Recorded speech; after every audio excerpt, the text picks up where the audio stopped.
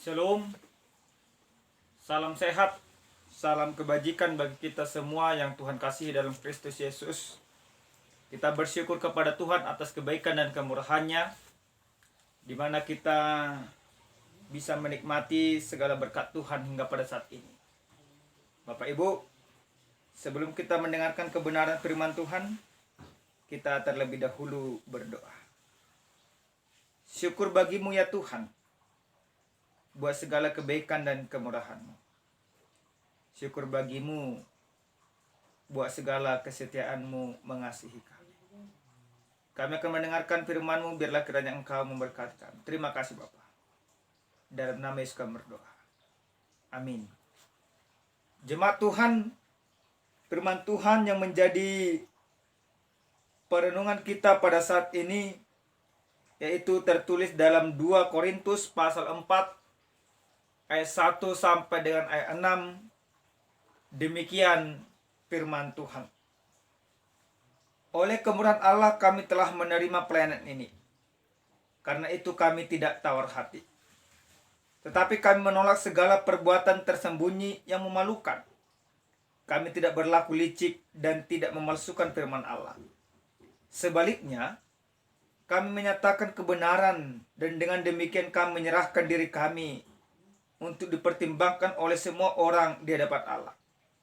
Jika Injil yang kami beritakan masih tertutup juga, maka ia tertutup untuk mereka yang akan binasa, yaitu orang-orang yang tidak percaya, yang pikirannya telah dibutakan oleh ilah zaman ini, sehingga mereka tidak melihat cahaya Injil tentang kemuliaan Kristus yang adalah gambaran Allah. Sebab bukan diri kami yang kami beritakan, tetapi Yesus Kristus sebagai Tuhan, dan diri kami sebagai hamba-Mu karena kehendak Yesus. Sebab Allah yang telah berfirman, dari dalam gelap akan terbit terang. Ia juga yang membuat terangnya bercahaya di dalam hati kita, supaya kita beroleh terang dari pengetahuan tentang kemuliaan Allah yang nampak pada wajah Kristus. Sampai di sana pembacaan kebenaran firman Tuhan. Jemaat Tuhan yang Tuhan kasihi dalam Kristus Yesus, tema minggu yang diberikan kepada kita dalam minggu Estomihi pada saat ini dikatakan pelayan Tuhan yang setia. Seorang pakar bahasa mengatakan bahwa kesetiaan merupakan bagian dari integritas seseorang. Fakta berbicara, tidak semua orang mampu hidup setia di dalam kehidupannya. Bahkan di dalam berumah tangga sekalipun banyak orang yang tidak setia akan rumah tangganya. Secara khusus dalam hal keberimanan, banyak orang yang tidak setia. Kalau kita melihat sebuah realita yang terjadi pada saat ini, banyak juga para pengkhotbah, para pemberita Injil, para pembawa kabar keselamatan, mereka tidak setia di dalam keberimanan. Hal apa yang sering sekali membuat orang tidak setia di dalam keberimanannya? Hal yang paling utama adalah karena dia belum benar-benar hidup di dalam Kristus. Kalau orang sudah benar-benar hidup di dalam Kristus, pasti dia akan setia, memikul segala tanggung jawab, memikul segala tugas, dan tetap setia dalam memberitakan Injil apapun yang terjadi di dalam kehidupannya. Jemaat yang Tuhan kasihi dalam Kristus Yesus, jika Paulus di dalam kitab 2 Korintus pada saat ini memberikan suatu nasihat dan pembelaan terhadap dirinya, karena pada saat itu banyak orang yang berusaha meremehkan soal kerasulan daripada Paulus. Banyak orang yang berusaha mengatakan bahwa Paulus itu bukan seorang hamba Tuhan, bukan seorang yang setia di dalam pelayanan Kristus. Orang-orang yang menaruh kecemburuan yang berlebihan terhadap Paulus, mereka berusaha menyerang Paulus di dalam pelayanannya. Maka serangan demi serangan dilontarkan kepada Paulus. Supaya apa? Supaya orang tidak menerima lagi akan segala berita dan kabar baik yang Paulus sampaikan.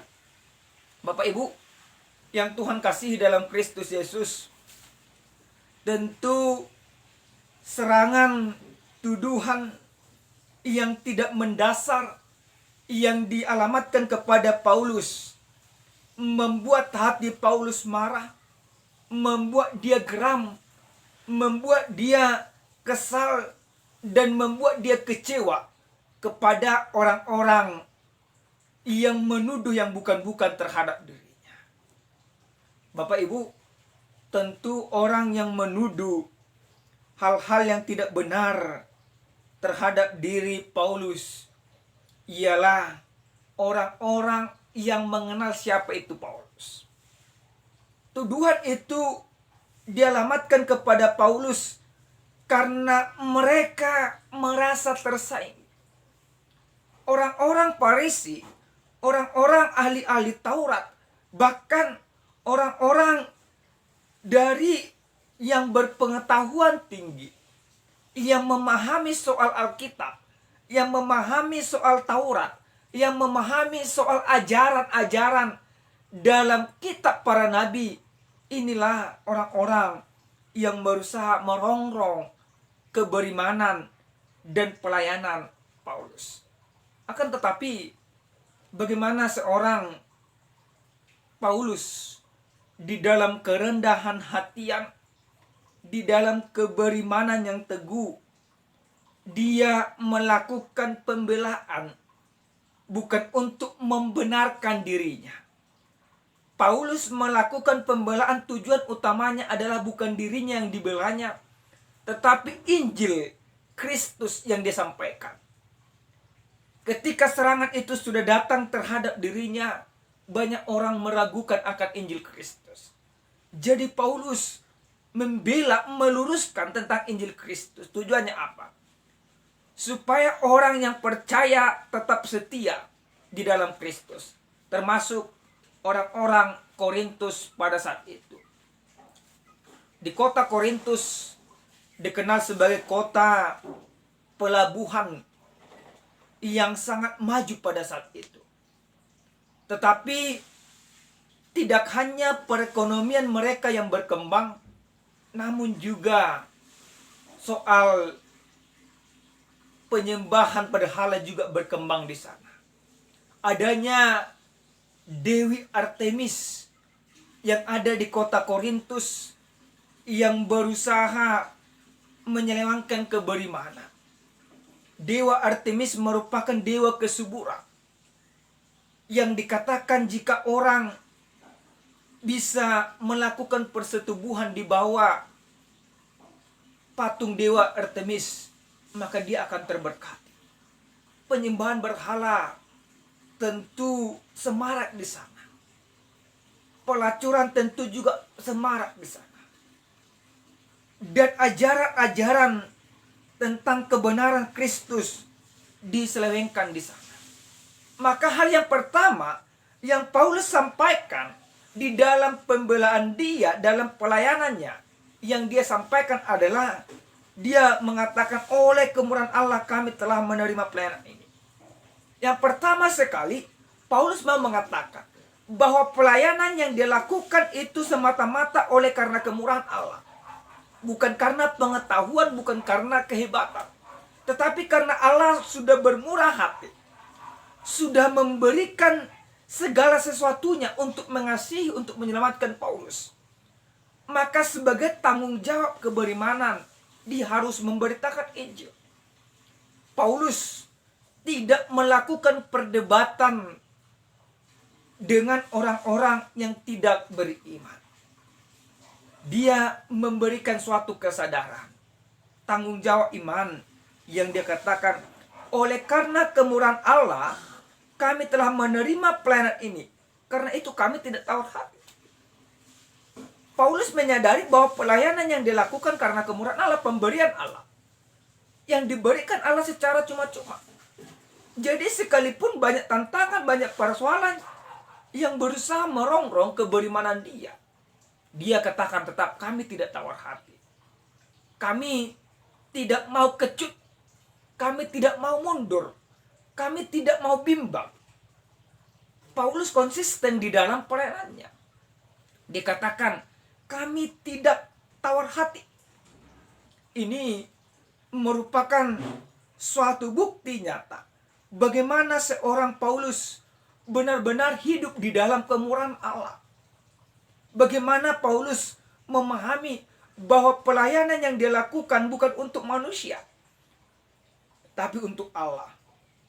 Bahkan dia mengimani bahwa pelayanan yang dia lakukan, dia terima terlebih dahulu dari Tuhan. Bukan manusia yang mengangkat dia menjadi seorang pelayan, tapi Tuhan. Bapak Ibu, tapi ada hal yang menarik. Hal yang kedua yang bisa kita pahami dari kebenaran firman Tuhan ini. Karena Kristus yang mengangkat Paulus menjadi seorang pelayan, sehingga dia tetap melayani Tuhan dengan sungguh-sungguh, dengan kesetiaan. Ini yang boleh kita tiru. Pelayanan yang Paulus lakukan tidak untuk memperkaya dirinya. Pada saat itu, banyak pelayan-pelayan, bahkan pemberita-pemberita palsu atau nabi-nabi palsu yang ada di kota Korintus. Karena kemajuan perekonomian, banyak orang di dalam pelayanannya di sana itu mencari keuntungan dari pelayanan itu. Mereka memberitakan Injil Tuhan sesuai dengan takaran dan ukuran dunia ini. Mereka melakukan pelayanan bukan karena mereka mengenal Tuhan, bukan karena panggilan Tuhan, tetapi karena panggilan uang. Pelayanan mereka diukur dengan uang.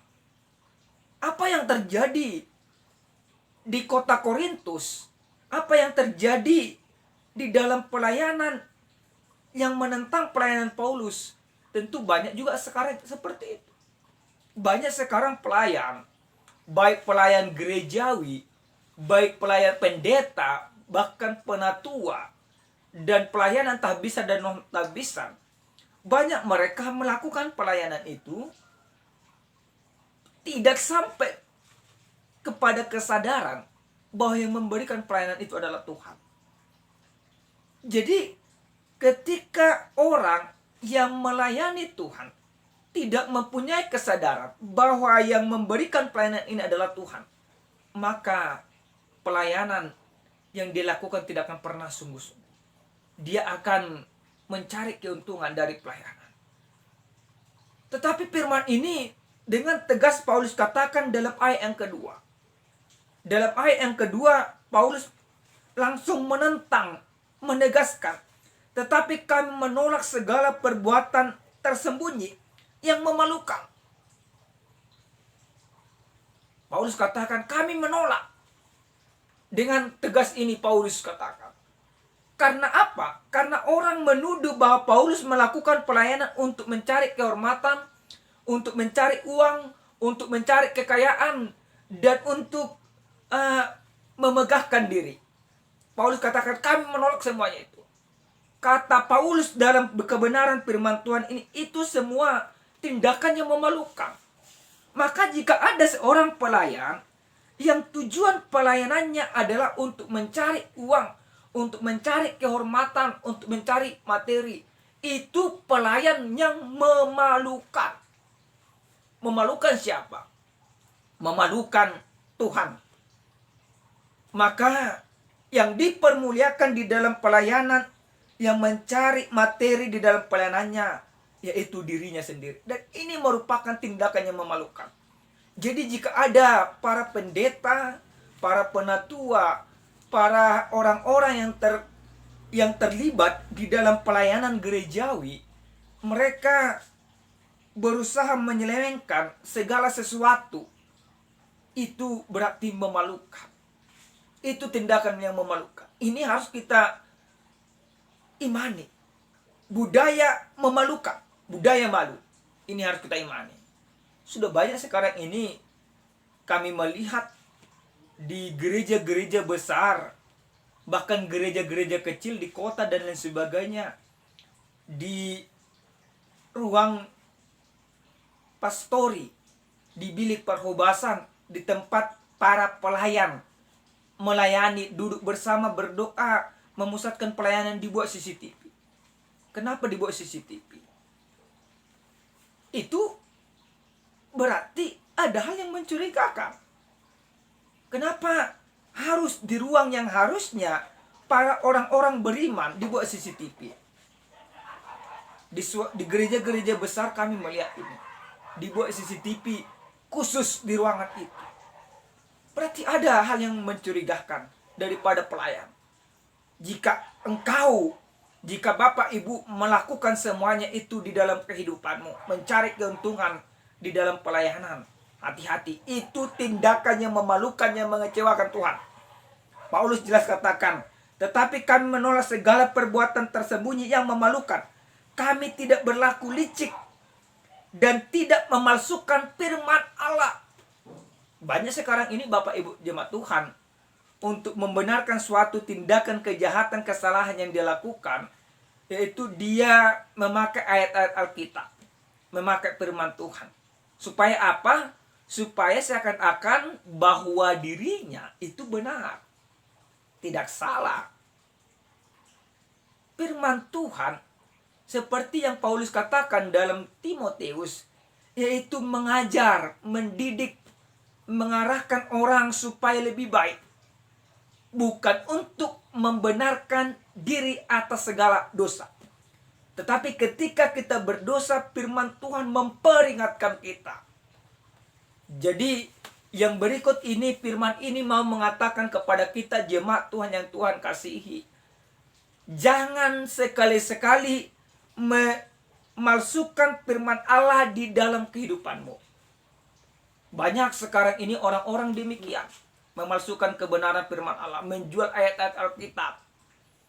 Seperti dikatakan bahwa engkau seperti ini yang dikatakan firman Tuhan. Engkau harus memberikan persepuluhan. Jika engkau tidak memberikan persepuluhan, engkau tidak diberkati. Itu bukan firman Tuhan. Memang itu firman Tuhan, tetapi maknanya tidak demikian. Bukan untuk mencari atau memaksa orang untuk memberikan persepuluhan. Firman Tuhan tidak pernah memaksa, tetapi memberikan kesadaran bagi orang. Maka para pengkhotbah, para pendeta, para pelayan, jika masih ada orang-orang seperti ini, bertobat di dalam kehidupanmu. Jangan pergunakan ayat-ayat Alkitab untuk membenarkan segala tindakan dalam hidupmu. Yang berikut Bapak Ibu jemaat Tuhan, jika Injil yang kami beritakan masih tertutup juga, maka ia tertutup untuk mereka yang akan binasa. Jika Injil, jika Kristus tidak kau terima di dalam kehidupanmu, maka konsekuensinya jelas dikatakan engkau akan binasa. Binasa yang dimaksudkan oleh Paulus yaitu bagaimana orang yang tidak menerima Kristus berarti tidak menerima keselamatan di dalam kehidupannya. Paulus katakan ini juga memperingatkan bagi orang-orang para pemberita. Banyak orang sekarang ini memberitakan firman Tuhan tetapi tidak hidup di dalam firman Tuhan. Di dalam Yakobus pasal pertama ayat 22, jelas Yakobus katakan demikian, tetapi hendaklah kamu menjadi pelaku firman dan bukan hanya pendengar saja. Sebab jika tidak demikian kamu menipu diri sendiri.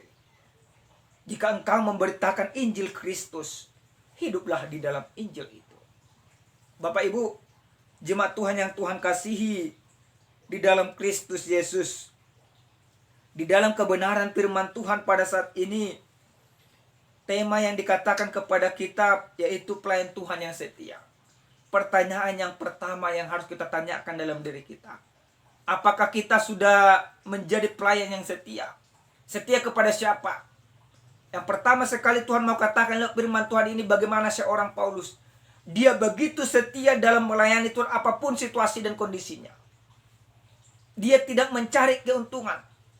Pelayan yang setia di dalam Tuhan, yaitu dia tidak mencari keuntungan untuk kekayaan dirinya sendiri. Pelayan yang setia, dia benar-benar setia di dalam Injil Tuhan. Orang yang setia di dalam Injil Tuhan berarti dia tidak mudah marah. Nah, Bapak Ibu jemaat Tuhan, banyak juga para pendeta, para pelayan pada saat ini, mereka tidak terima ketika diingatkan, tidak terima ketika dikatakan untuk berubah, tidak terima dikritik, dan mudah-mudah sekali kecewa di dalam kehidupannya. Orang-orang yang demikian berarti belum setia di dalam pelayanan. Berarti belum mengenal bahwa dirinya adalah pelayan Tuhan. Yang kedua, bagaimana seorang pelayan supaya dia setia di dalam pelayanannya? Yang kedua, pahami dan sadari bahwa yang memilih engkau adalah Tuhan.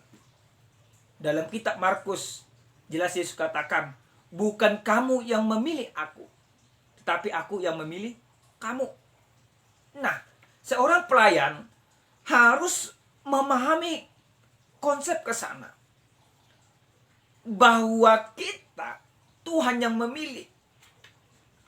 Jadi karena Tuhan yang memilih kita, berarti kita harus setia. Kenapa? Karena Tuhan begitu setia di dalam kehidupan kita. Tuhan begitu setia di dalam mengasihi kita. Tuhan begitu setia di dalam melawat kita. Kesetiaan Tuhan itu abadi kekal. Tidak hanya saat ini, tapi sampai Maranatha, selama-lamanya. Kesetiaan kita juga sebagai pelayan-pelayan Tuhan, itu harus demikian. Sadarilah Bapak Ibu yang Tuhan kasihi. Bukan engkau yang memilih Tuhan. Bukan engkau yang mengatakan dirimu menjadi seorang pelayan.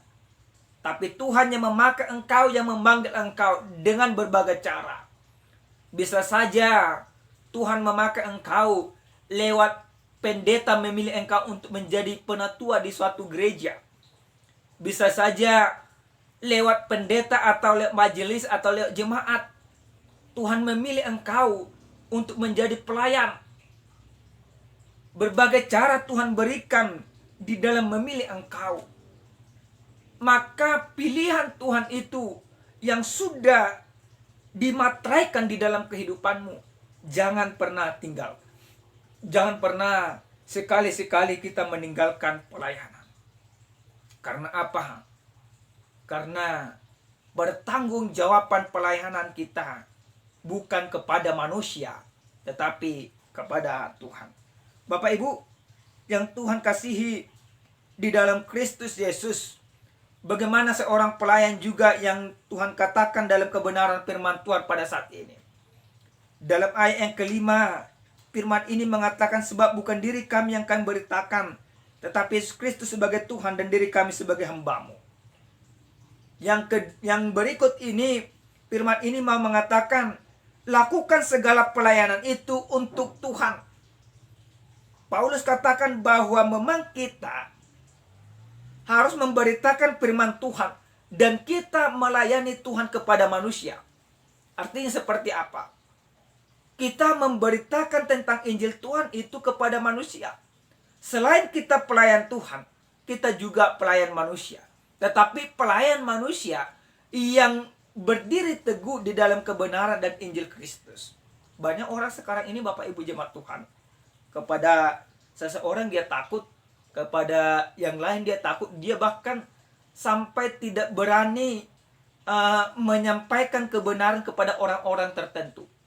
Jika orang yang kaya, yang merasa hebat di dalam suatu gereja, ibaratnya melakukan kesalahan, dia tidak berani memperingatkannya.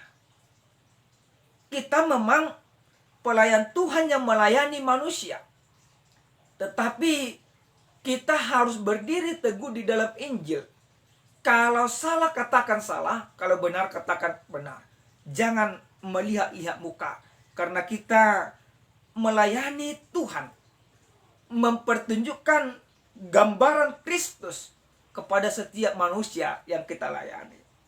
Yang berikut Bapak Ibu, dalam ayat yang ke-6 dikatakan sebab Allah yang telah berfirman, dari dalam gelap akan terbit terang. Nah, pelayan Tuhan yang setia, bagaimana kita? Apakah kita sudah menyampaikan Injil Kristus untuk menerangi jiwa-jiwa orang yang tersesat?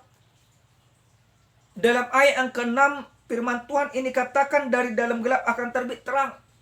Siapa yang menerbitkan terang itu? Tentu Injil Kristus. Maka kita harus setia di dalam kehidupan kita dan di dalam kepelayanan kita. Bahwa kita harus setia dalam melayani Tuhan.